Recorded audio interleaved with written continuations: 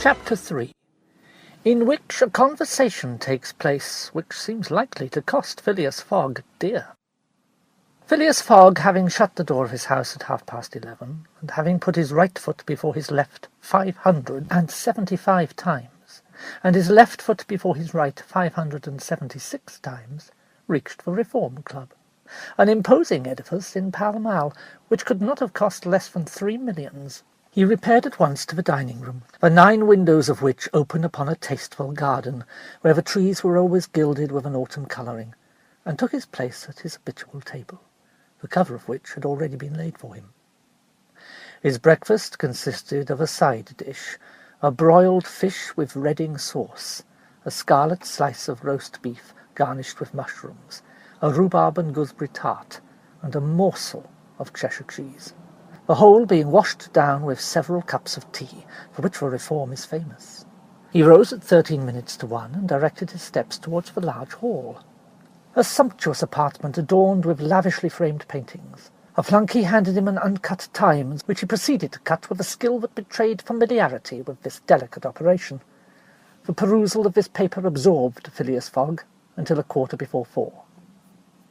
Whilst the Standard, his next task, occupied him till the dinner hour. Dinner passed as breakfast had done, and Mr. Fogg reappeared in the reading-room and sat down to the Pall Mall at 6:20. Half an hour later, several members of the Reform Club came in and drew up to the fireplace, where a coal fire was steadily burning. They were Mr. Fogg's usual partners at whist, Andrew Stewart, an engineer, John Sullivan and Samuel Fallotin, bankers, Thomas Flanagan, a brewer, and Guthrie Ralph, one of the directors of the Bank of England, all rich and highly respectable personages, even in a club which comprises the princes of English trade and finance. "Well, Ralph," said Thomas Flanagan, "what about that robbery?" "Oh, the bank will lose money," replied Stewart. "On the contrary," broke in Ralph, "I hope we may put our hands on the robber. Skilful detectives have been sent to all the principal ports of America and the Continent, and he'll be a clever fellow if he slips through their fingers." "But have you got the robber's description?" asked Stewart. "In the first place, he is no robber at all." "What? A fellow who makes off with £55,000, no robber?" "No." "Perhaps he's a manufacturer, then?" "The Daily Telegraph says that he is a gentleman." It was Phileas Fogg, whose head now emerged from behind his newspapers, who made this remark. He bowed to his friends and entered into the conversation. The affair which formed its subject, and which was town talk, had occurred 3 days before at the Bank of England. A package of banknotes to the tune of £55,000 had been taken from the principal cashier's table, that functionary being at the moment engaged in registering a receipt of 3 shillings and 6pence. Of course he could not have eyes everywhere. Let it be observed that the Bank of England reposes a touching confidence in the honesty of the public. There are neither guards nor gratings to protect its treasures, gold, silver, banknotes, all freely exposed, at the mercy of the first comer. A keen observer of English customs relates that, being in one of the rooms of the bank one day, he had the curiosity to examine a gold ingot weighing some 7 or 8 pounds. He took it up, scrutinized it, passed it to his neighbour, he to the next man, and so on, until the ingot, going from hand to hand, was transferred to the end of a dark entry.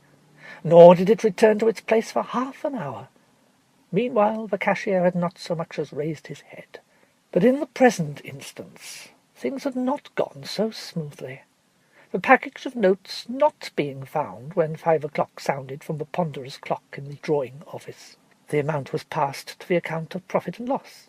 As soon as the robbery was discovered, picked detectives hastened off to Liverpool, Glasgow, Havre, Suez, Brindisi, New York, and other ports, inspired by the proffered reward of £2,000 and 5% on the sum that might be recovered. Detectives were also charged with narrowly watching those who arrived or left London by rail, and a judicial examination was at once entered upon. There were real grounds for supposing, as the Daily Telegraph said, that the thief did not belong to a professional band. On the day of the robbery, a well-dressed gentleman of polished manners and with a well-to-do air had been observed going to and fro in the paying-room where the crime was committed. A description of him was easily procured and sent to the detectives, and some hopeful spirits, of whom Ralph was one, did not despair of his apprehension. The papers and clubs were full of the affair, and everywhere people were discussing the probabilities of successful pursuit, and the Reform Club was especially agitated, several of its members being bank officials. Ralph would not concede that the work of the detectives was likely to be in vain, for he thought that the prize offered would greatly stimulate their zeal and activity.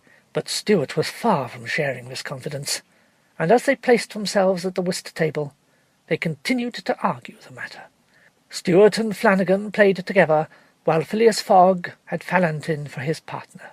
As the game proceeded, the conversation ceased, excepting between the robbers, when it revived again. "I maintain that the chances are in favour of the thief, who must be a shrewd fellow. Well, but where can he fly to? No country is safe for him. Tch! Where would he go, then? Oh, I don't know that, but the world is big enough." "It was once," said Phileas Fogg, in a low tone. "Cut, sir," he added, handing the cards to Thomas Flanagan. The discussion fell during the rubber, after which Stewart took up the thread. "What do you mean by once? Has the world grown smaller?" "Certainly," returned Ralph. "I agree with Mr. Fogg. The world has grown smaller, since a man can now go round it 10 times more quickly than 100 years ago, and that is why the search for this thief will be more likely to succeed." "And also why the thief can get away more easily." "Be so good as to play, Mr. Stewart," said Phileas Fogg. But the incredulous Stewart was not convinced, and when the hand was finished, said eagerly, "You have a strange way, Ralph, of proving that the world has grown smaller. So, because you can go round it in 3 months—" "In 80 days," interrupted Phileas Fogg.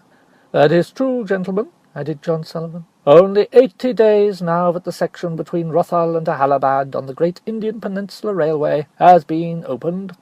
Here is an estimate made by the Daily Telegraph. From London to Suez via Montseny and Brindisi by rail and steamboats, 7 days. From Suez to Bombay by steamer, 13.